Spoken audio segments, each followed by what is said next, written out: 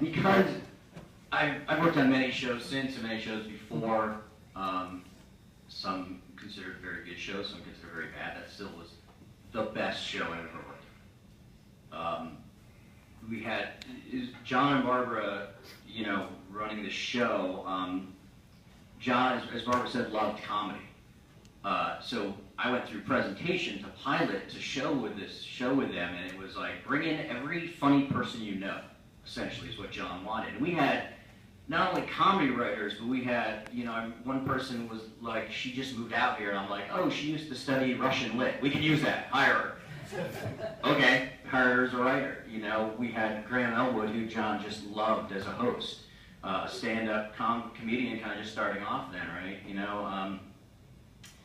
And we had so much fun on that show. As Barbara said, it was just a room full of writers, and we even, wanted to bring in more writers, but it was low money. It was just a little game show on USA Network. I remember we decided, John's like, bring in beer on Fridays. Have comedy guys, come in. Norm Macdonald came in once. Sarah Silverman came in, just to let's do some writing. We got some beer. Why don't you write some jokes for us? Shows I worked on later, I worked on a show called Street Smarts, where the entire crew, the director, Brian DePiero, and all the camera guys were the same exact crew from Strip Poker. This was years later. And before every show, they would play the Strip Poker theme song because they said it was the most fun they ever had on the show. The executive producer of that show hated me. Because, why was that show so much better? Why isn't mine? I'm like, John, I guess I can go pretty dark on this, in terms of comedy. Why not? We appreciate it. All right. So John, loved comedy so much that with Strip Poker, it was a very simple premise: guys versus girls, and they take off their clothes if they get guys versus girls, and they take off their clothes if they get a question wrong. But we wanted to sort of make it smarter, and John pushed and pushed to make it funnier and smarter. So we were writing intros for Graham and Iambic Pentameter. We were just doing really dark, weird stuff, and I remember one day, John's like, bring in your drum set tomorrow. I was like, oh, okay. And then, so while Graham was getting ready for the show, John had me put the drum set on the side of the stage, had lighting guys backlight the drum set, this whole crazy thing, and then had a joke for Graham. We give him his cards at the beginning of the show. Give Graham this intro right before he goes on, and go over to your drum set and do a rib shot. Okay. And this was in front of the audience. So we had an audience there. This was just John trying to keep things light. So we give Graham the card.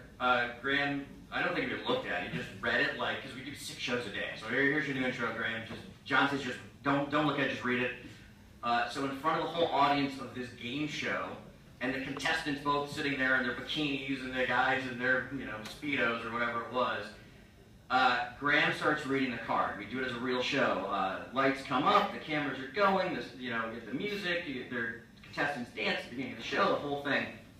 And then it was Graham reads the card John gave him on my drum set, and it was, hey, welcome to Strip Poker. Did you know? I'm sorry, I'm going to cover their ears.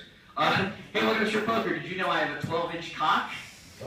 And he's looking at it, Graham's looking at it, he goes, and that's a really big chicken. And then John lights up my drums and I do a rim shot. And then he stops down and John's just laughing hysterically. As Graham is completely lost what's going on. The contestants are looking around.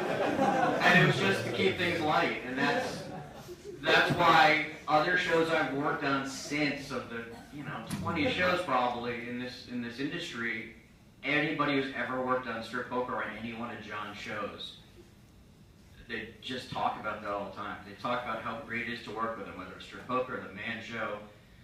And every show I've worked on since, I'm still trying to find that joy. And it's rare.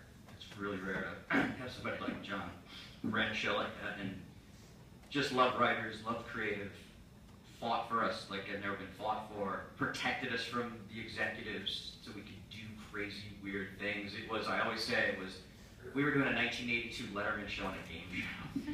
It was incredible, and yeah, you just keep searching for that. Even a couple weeks ago, me and John were in contact to try to, I was like, we should crowdfund this, let's bring it back.